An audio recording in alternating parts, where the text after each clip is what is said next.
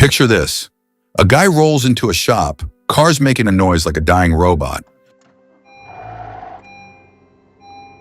And the mechanic looks him dead in the eye and says, "Yeah, that's a new engine. 6 grand, maybe 7. $6,000. For a noise. I fixed the exact same problem for $50 in a trip to the auto parts store." $50? That's not a repair, that's a rounding error. And that, my friends, is exactly why we're here today. Because the car repair industry has been running the same playbook for decades, and it's time somebody finally read the manual out loud. So buckle up, because I'm counting down the top 10 biggest lies, myths, and money traps mechanics love to pull on unsuspecting drivers, and I'm showing you exactly how to dodge every single one of them. By the end of this video, you're going to know more than the guy in the shiny uniform pretending to diagnose your car with a flashlight and a sigh. Let's start the countdown. Number 10, the check engine light panic attack. That little orange light comes on and suddenly your car dealership is speaking in Latin. "Sir, this could be catastrophic." "No, Kevin, it's probably your gas cap." "I'm serious." A loose or cracked gas cap is one of the most common reasons that light turns on, and it costs $0 to fix. You just tighten it. That's it. That's the repair. Shops know most people panic the second that light glows, and panic is profitable. A $5 scanner from any auto parts store will read the code for free in about 90 seconds. Knowledge is the cheapest tool in your garage, but that's just the appetizer. Because once they've got you spooked, they move on to something scarier, something that sounds like a death sentence for your car. Number 9, your transmission is slipping. Oh, the transmission talk. This phrase alone has funded more boat payments for mechanics than any other sentence in automotive history. Here's the truth. A slipping transmission and low or dirty transmission fluid can look and feel almost identical. Jerky shifting, the delayed acceleration, weird noises. A full transmission replacement can run you $3,000 to $5,000. A transmission fluid flush? Somewhere between $80 and $150. That's the difference between financing a used motorcycle and buying a nice dinner. Before anyone tells you it's the transmission, ask them to check the fluid level and condition first. If it's brown and smells burnt, sure, there might be an issue. If it's just old, you might have just dodged a bullet the size of a car payment. Speaking of things that sound expensive but usually aren't, let's talk about the noise that makes everyone assume the absolute worst. Number 8, the mysterious engine knock.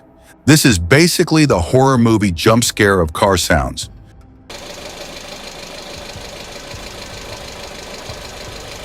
Knock, knock. Who's there? $6,000, that's who. Except sometimes that knock is just low oil, a loose heat shield, or a worn accessory belt slapping around like it's auditioning for a drumline. Real catastrophic engine knock, the kind that actually needs a rebuild, usually comes with other red flags: smoke, metal shavings in the oil, serious power loss. If your car's just making noise but driving fine, get a second opinion before you let anyone open that engine up like it's a piñata. And speaking of things people assume are apocalyptic when they're actually adorable little nothings. Number 7, the brake squeal scare. Your brakes squeal once, and suddenly you're being told you need an entire brake system overhaul. Rotors, calipers, lines, the whole enchilada. Sometimes, yes, you genuinely need new pads and rotors. But a lot of squealing is just brake dust, glazing, or cheap pads doing what cheap pads do. A basic brake pad and rotor resurfacing job can often run under $150.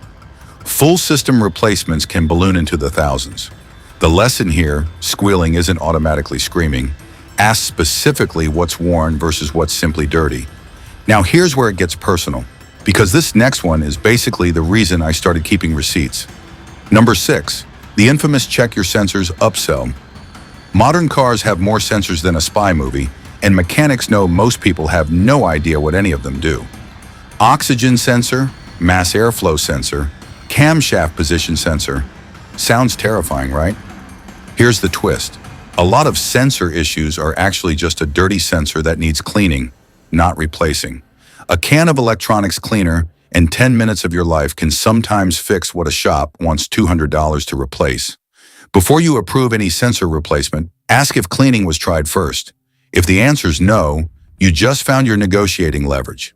But hold on, because the next one isn't about a part at all. It's about a feeling. And feelings, my friends, are where the real money gets made. Number 5, the fear of the unknown noise. This is the big one. This is basically my origin story. Somebody hears a noise they don't recognize, and suddenly their brain goes straight to worst-case scenario. Engine, transmission, it's totaled, just walk away. That fear is exactly what shops are trained, whether they mean to or not, to lean into. Uncertainty sells. My $50 fix? That car was making a noise the owner was told meant a full engine replacement.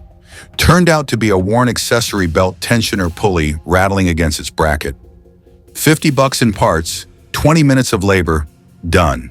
The engine was never the problem. The unknown was the problem.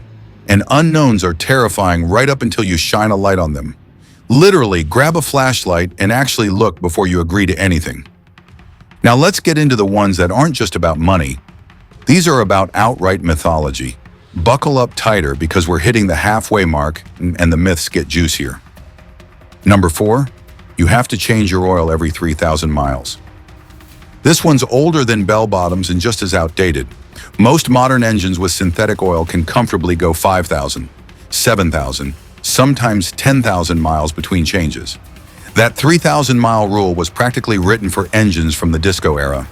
Sticking to it religiously today just means you're paying for oil changes you don't need, which coincidentally is also when shops love to discover other problems while your car's up on the lift. Check your owner's manual. It already has the real number. It's been there the whole time, just quietly ignored. And speaking of things quietly ignored, let's talk about the part that gets blamed for basically everything. Number 3, it's probably the alternator. Car won't start, alternator. Lights flickering, alternator. Radio sounds weird. Somehow, still the alternator. It's become the automotive equivalent of blaming the Wi-Fi router for every tech problem in your house. In reality, a huge chunk of alternator issues are actually just a weak, old, or corroded battery. A battery load test costs next to nothing. Sometimes it's free, while an alternator replacement can run $300 to $600 in parts and labor. Always test the cheaper part first. It's not glamorous advice, but neither is spending an extra $1,000 on a part that was never broken.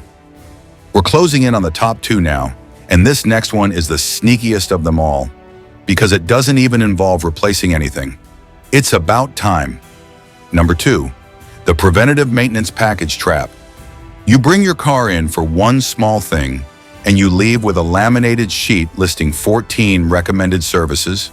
Flush this, replace that, inspect the other thing, all bundled into one suspiciously round number. Some of it might genuinely be useful. A lot of it is padding, timed perfectly to your visit, like a diner suddenly upselling dessert the second you glance at the menu. The move here is simple. Ask for each item broken down individually with its own price, and ask what happens if you skip it. Real necessary maintenance survives that question. Padding does not. And now the number 1 biggest myth in the entire car repair universe. The one that started this whole video. Number 1, it needs a new engine. This phrase is the nuclear option.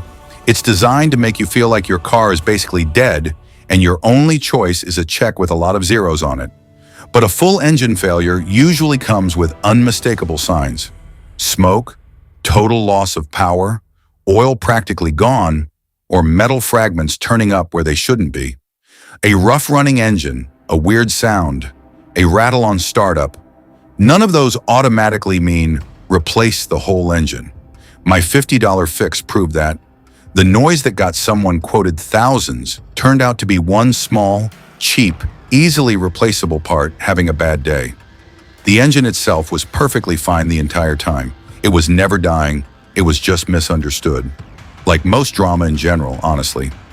So here's the pattern. If you zoom out on everything we just covered, fear sells, uncertainty sells, And the scarier the words, the bigger the number attached to them.